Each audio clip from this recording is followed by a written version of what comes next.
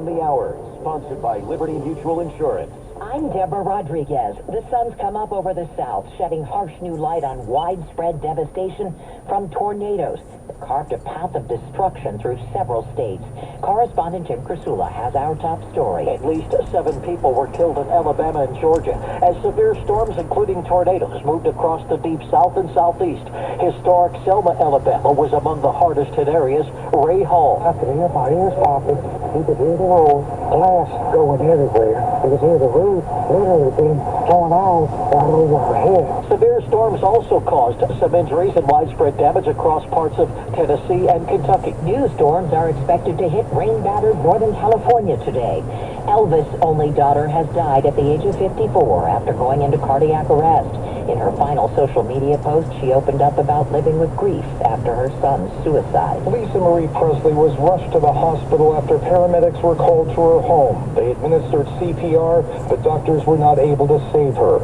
She was just 9 years old when her father died, old enough to have fond memories. He was no different than, on stage or off, and that was the beauty of him. Her mother, Priscilla, announced her daughter's death in a written statement. She called Lisa Marie the most passionate, strong, and loving woman I have ever known. Steve Futterman, CBS News, Los Angeles. Newly appointed Special Prosecutor Robert Hur will be overseeing the investigation into 2 batches of documents marked classified, found at 2 separate locations linked to President Biden, including at his home in Wilmington, Delaware.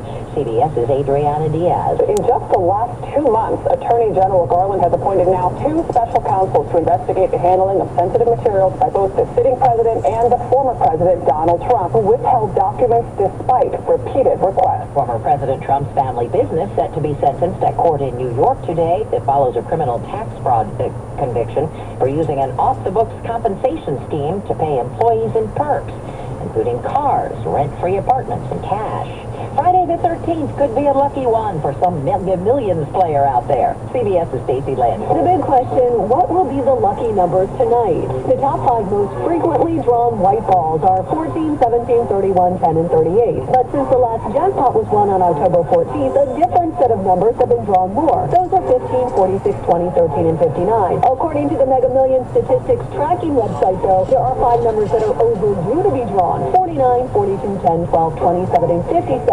So what does this all mean? Absolutely nothing. Everyone has the same chance of winning. This is CBS News. Nobody should have to pay for one side. Well, that's today's news. I didn't hear any good news, did you? I didn't think so. I guess it's all about perspective. The glass is half full.